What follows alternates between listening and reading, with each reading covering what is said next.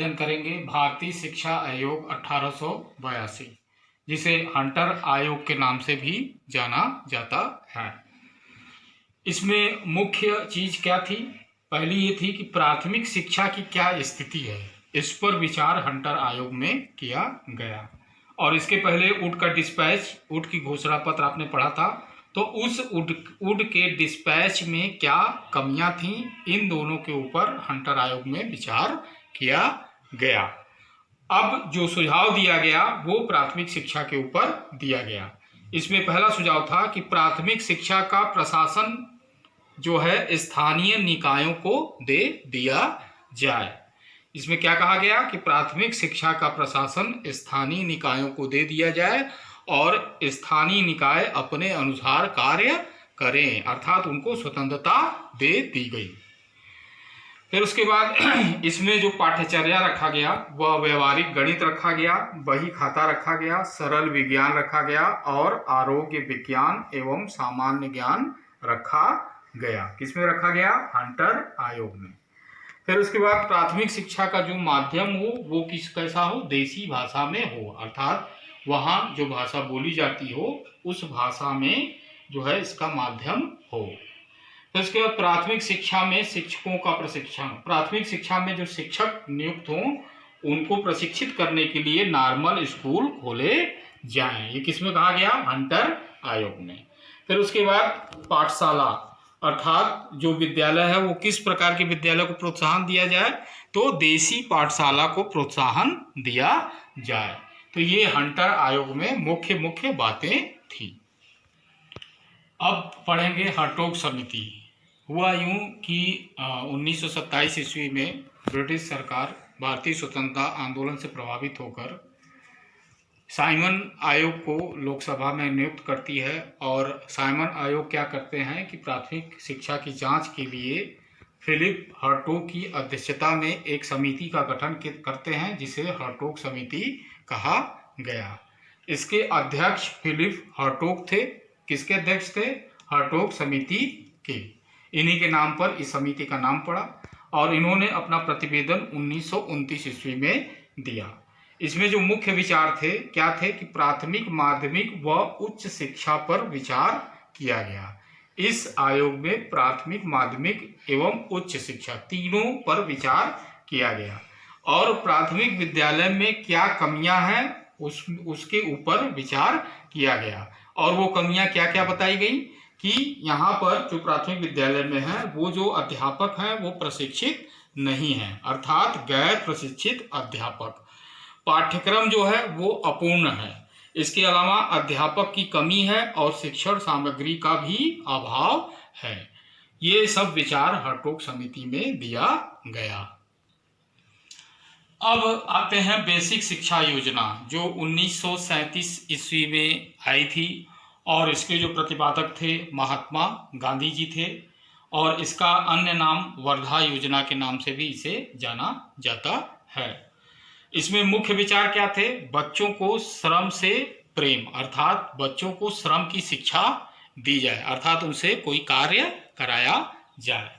हस्तशिल्प की शिक्षा दी जाए, अर्थात हाथों से वो कुछ वस्तुओं का निर्माण कर सकें, इसे बोला जाता था हस्तशिल्प। इसके अलावा धर्म, दर्शन व विज्ञान की भी शिक्षा उनको दी जाए। तो ये किसमें प्रावधान था? बेसिक शिक्षा योजना में। अब अगला जो योजना है वो है विद्या मंदिर योजना। ये 1938 और 39 में आया था और उस समय शिक्षा मंत्री थे पंडित रविशंकर शुक्ल और इसमें करीब 80 विद्यालय खोले गए। इस योजना के तहत कितने विद्यालय खोले गए? 80 विद्यालय खोले गए। और इसमें मुख्य प्रावधान ये था कि भूमि उपलब्ध कराई जाए। किसके लिए भूमि उपलब्ध कराई जाए? अध्यापकों के प्रशिक्षण के लिए, राष्ट्रवादी पाठ्यक्रम चलाने के लिए भूमि उपलब्ध कराई जाए। ये किसके तहत था? विद्या मंदिर योजना के तहत। अब इसके बाद वॉलंटरी स्कूल योजना, जो 1938 ईस्वी में आई थी और बम्बई प्रांत में लागू हुआ था। इस योजना का मुख्य उद्देश्य था शिक्षा हेतु व्यक्तिगत प्रयास, अर्थात शिक्षा हेतु व्यक्ति व्यक्तिगत प्रयास क्या कर रहा है, इस योजना का मुख्य उद्देश्य था, तथा ग्रामों में स्कूल खोलना। तो ये था वॉलंटरी स्कूल योजना।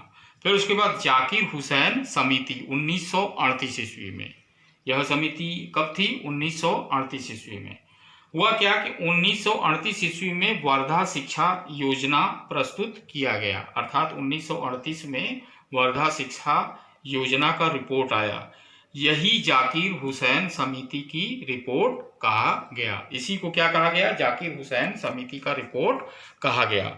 और इसके अनुसार शिक्षा का केंद्रीय आधार शिल्प होना चाहिए। इस रिपोर्ट में शिल्प को महत्व दिया गया। यही जाकिर हुसैन समिति कहलाई।